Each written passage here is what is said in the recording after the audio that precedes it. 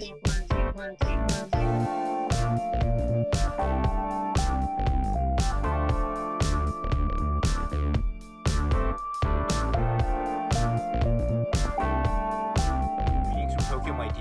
friends, this is Daisuke, and I very much hope that this video finds you well and in very good spirits wherever you are in the world. And today, if you don't mind, I would very much like to continue on with the 31 days of gangster films and police films from the year 1970 to the present day.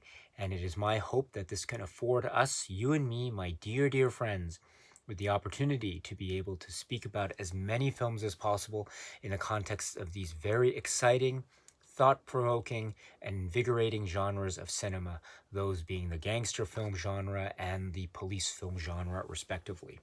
And today, in that spirit, and for purposes specifically of this video, I'd like to focus today on a film in the police film genre, which is from a filmmaker whose works we have mentioned over the course of these 31 days up to now, and I dare say we will mention another one of his works again in the future. But for today, I have a film that is regarded by so many as being one of the very top, one of the greatest examples, one of the pinnacle examples of the police film genre. And I'm speaking of a film that is described as being from 1973. And so we're talking about a pinnacle, prime example of the police film genre from 1970s cinema. And we're speaking specifically of the environment or atmosphere or context of cinema and the police film with regards to New York City police. And so we're talking about New York City, U.S. Police film genre from the 1970s. And as I say, this film is regarded as being one of, if not the very best, in terms of this genre and all that involves with regard to the acting, the performances, the story structure, the overall drama and the grittiness and the highly charged situations that are involved when we're speaking of this incredible story.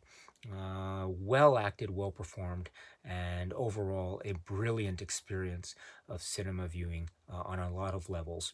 I am speaking today of, as I say, a film described as being from 1973, and it is from the director Sidney Lumet, and it has as the star, the performer, the actor, Al Pacino, who plays the role, the real-life figure, the title of the film, which is Serpico. Serpico from 1973 from Sidney Lumet, and with Al Pacino as Frank Serpico, who is this figure in this film based on real-life events, based on the real-life person of Frank Serpico.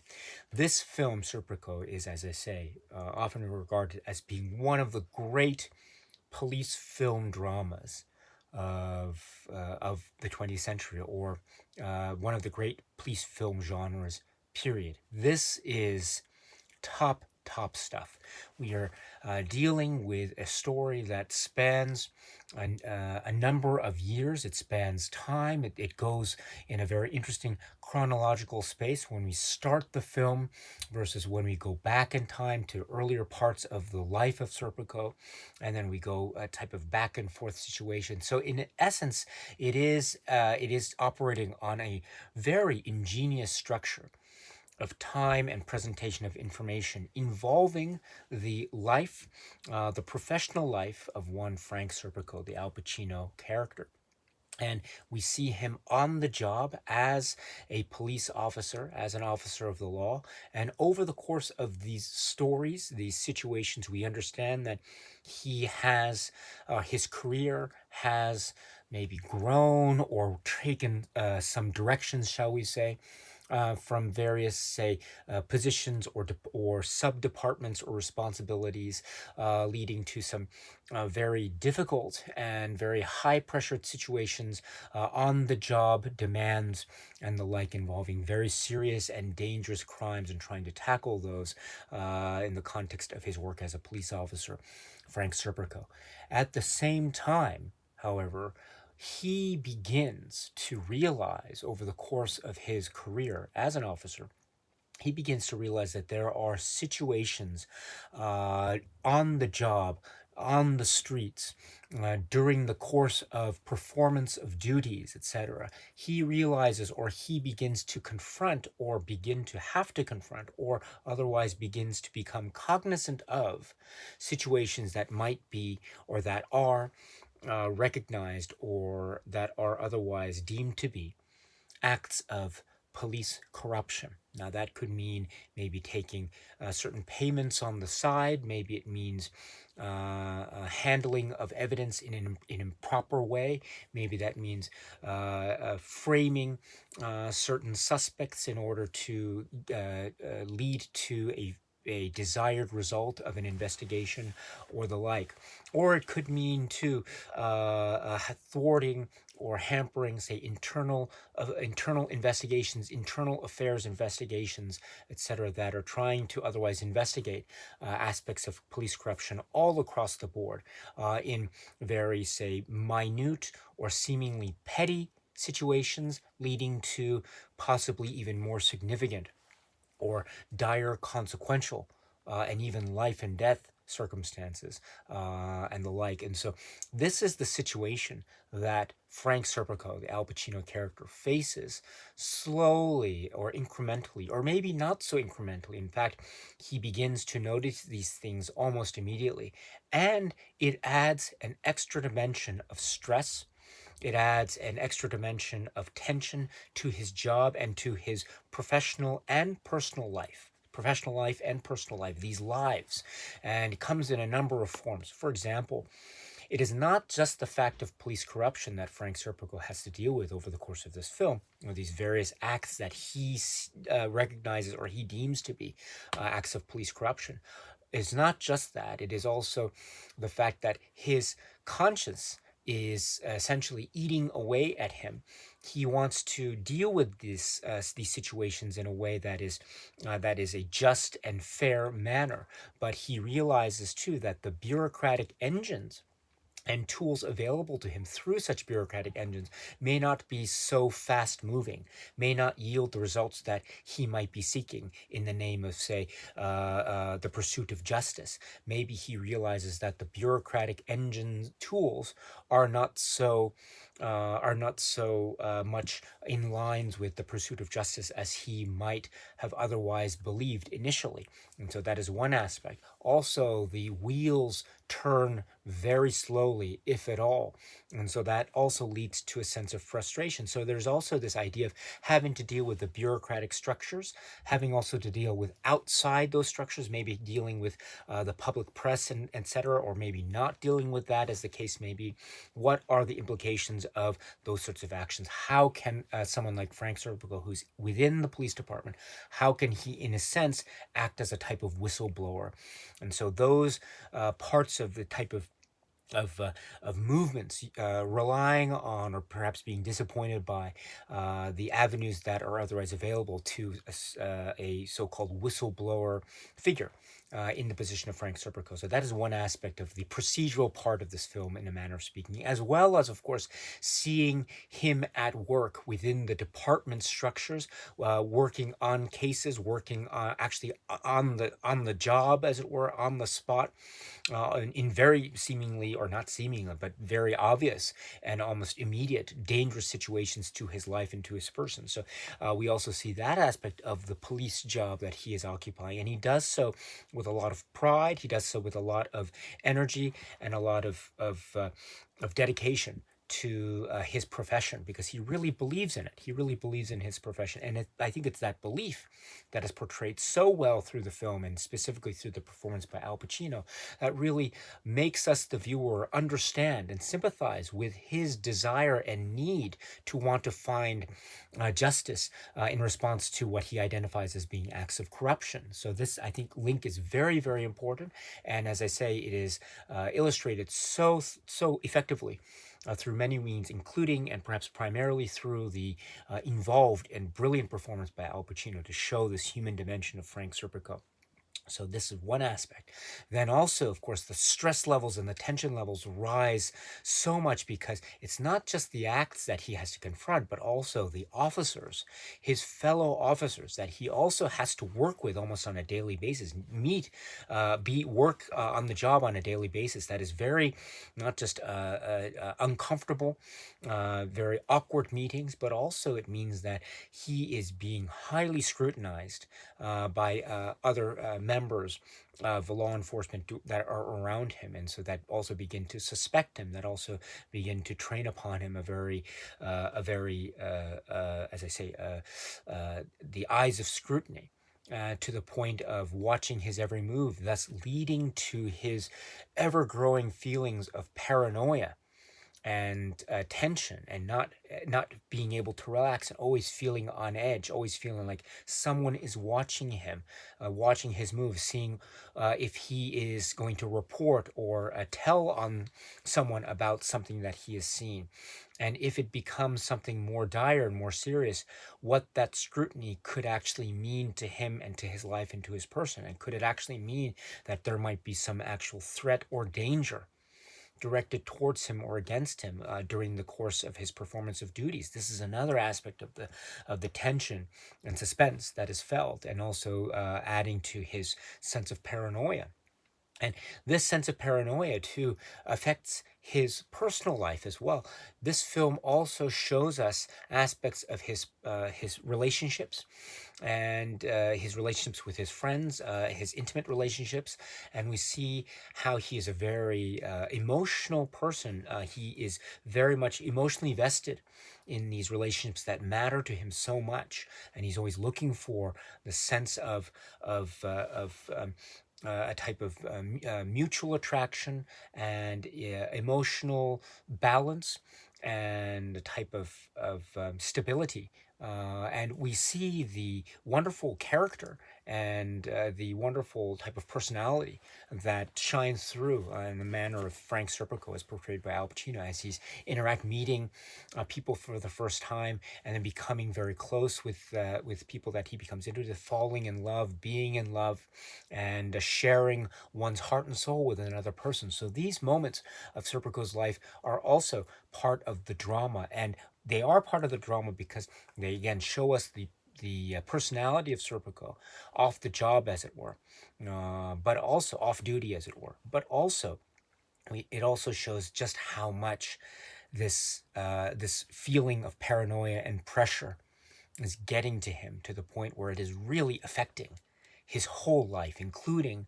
potentially threatening to destroy those relationships, those personal relationships that are so important to him. And so we see the full and thorough effects that this state of him being in the police department during this time, and seeing what it is he has to see, and trying to confront what it is he seeks to confront in the name of justice. We see just how far it affects him, and it really does. And that is also a source of one of the many sources of very powerful and emotional human drama that is on display in this work of Serpico. And so we have, therefore, I think, a wide-ranging a dramatic film that is also a police film, that is also a police corruption film, that is also a film that is almost, in a way, a type of biographical cinematic depiction of this figure, Frank Serpico. And indeed, through this great performance by Al Pacino under the brilliant guidance and direction of Sidney Lumet,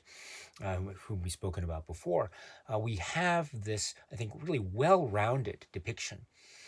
This well-rounded depiction in this brilliantly depicted environment and atmosphere. Let me speak about that first, which is Uh, the atmosphere. This is New York.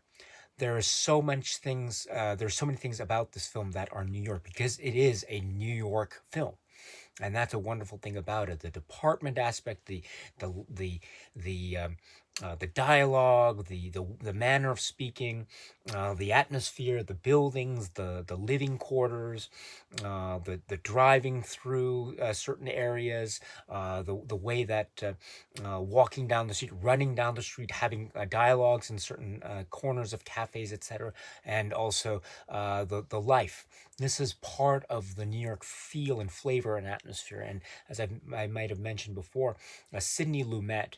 If you're talking about the great career of Sidney Lumet and a wonderful, illustrious career, which has covered so many types of cinema genre, one of his great strengths in a career that has so many strengths is the New York thriller, suspense, or police film. And here is the reason why. It's because of films like Serpico. This is a New York film through and through, and it's a brilliant film for that. So that's a great way in which this film sets that feeling up. And then, of course, we have the Al Pacino performance as Serpico, which goes into so many brilliant spaces.